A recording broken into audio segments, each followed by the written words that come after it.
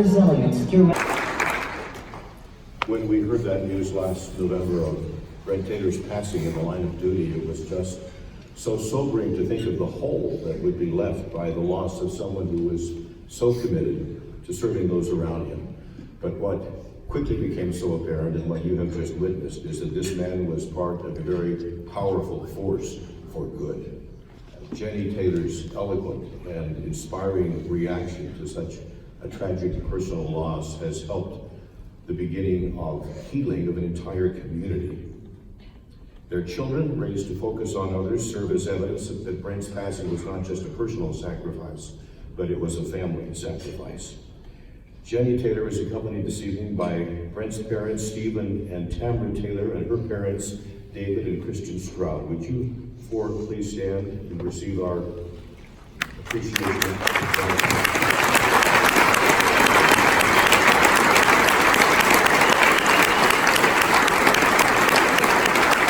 Any other family members or friends who are here tonight to honor the Taylor family? We appreciate your support in being here as well. Jennie, would you be so kind as to take a moment and share with us what's in your heart tonight, and then would like to present you with the Freedom Award.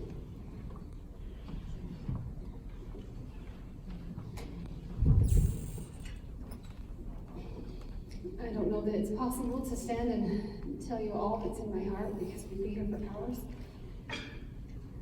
I'll begin by saying thank you.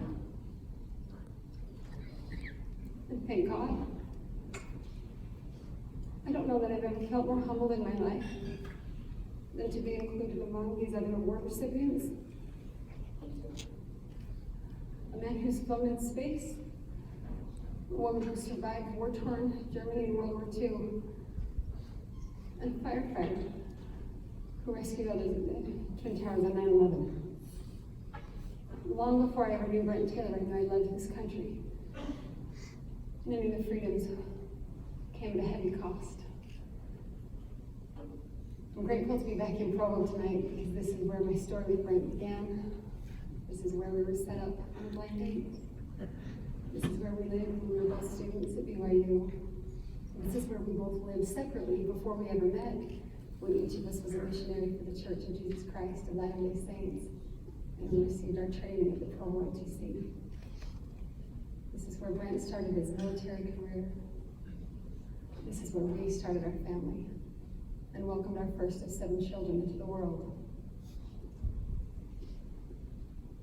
And on Saturday, November 3rd, I was in Provo when I received a phone call that 2 Army officers were on my door in full dress uniform. And they had a message to convey to me, and it could only be conveyed to me, and it could only be conveyed in person. And so as I drove from my home this morning to Provo this afternoon, my heart was very full. Very full of memories, very full of gratitude, very full of humility, and again, very full of a love for this great country. For Brent and for me, it has always been a solemn duty and a sacred honor for him to serve as a soldier in the United States Army and to wear the uniform of our country. What an honor and what a duty. And I can tell you that our shared commitment to God, family, and country did not die the morning Brent died. If anything else, it lives on me stronger now than ever before. I owe such a debt of gratitude to so many of you, so many people not in this room, so many people I've never met and probably will never meet. For your thoughts, for your prayers, for your grief. The Bible teaches that we are to mourn with those that mourn. And I love you for mourning with me, for I know I'm not mourning alone. For the nation, much has been said that we owe so much to those who have laid down their lives for us, and rightly so. Before we had children and started our family, I was a teacher of government and history classes. And I used to stand in front of my junior high and high school kids and make them stand as I sang to them the national anthem and pointed out to them the words of the other verses that we don't usually hear. I spoke with them the importance of not just waiting for the American dream to fall in their lap, but for taking the responsibilities of citizenship and the duty and the honor of being a citizen of this great country. As we speak of that great debt that we as a nation do owe to those who have laid down their lives for us, may I leave you with just one parting thought.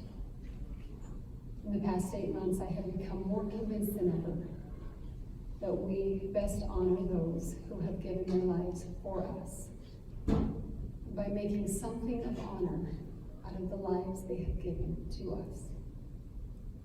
And that is exactly what I pray to God every day I will be able to do. Thank you, God bless you, and may God continue to bless these beautiful United States of America.